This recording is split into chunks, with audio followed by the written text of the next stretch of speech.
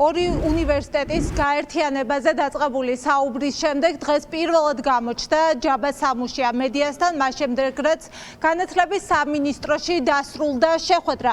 ბევრი ვერაფერი გავიგეთ ჯაბა სამუშიას კომენტარიდან, ის საკუთარ პოზიციას ისევ არ აფიქსირებს, ამბობს, რომ შეხვედრაზე კრიტიკული კითხვები დაისვა.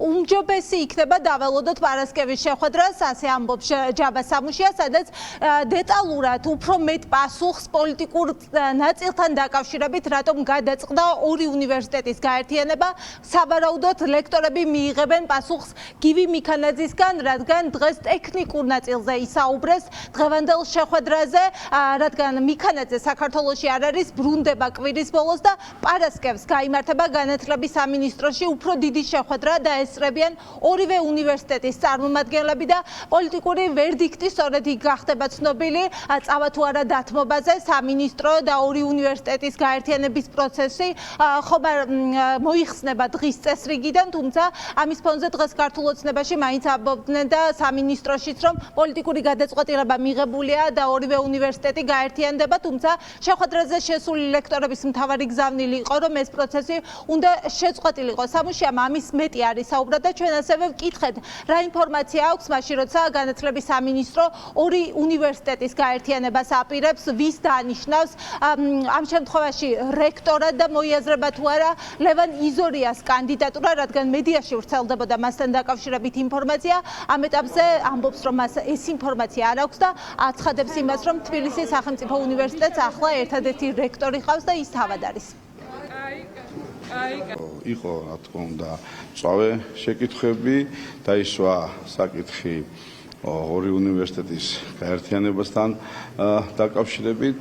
ჩვენ ორ ნაწილად გავყოფდი ამ შეხვედრას და ჩვენ შევთანხმდით, რომ მეორე ნაწილთან დაკავშირებით შეხვედრა კვლავ გაგრძელდება.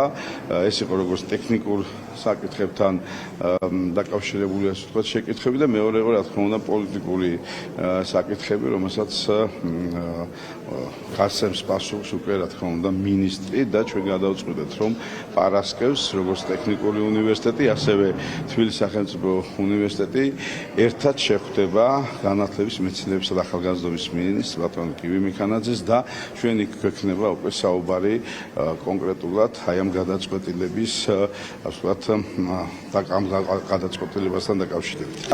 მეორე საკითხი ტექნიკური საკითხები, მასზე დღესაც აქტიურად იყო ასე ვთქვათ საუბარი. მე მინდა სალსაღად აღნიშნო ერთი რამ, რომ თემა საკმაოდ ასე ვთქვათ მწვავეა, როგორც ხედავ, საკმაოდ მნიშვნელოვანია, როგორც ტექნიკური უნივერსიტეტის, ასევე თბილისის სახელმწიფო უნივერსიტეტისათვის და ვფიქრობ, რომ დიალოგი აუცილებელია გაგრძელდეს. დიდი მადლობა.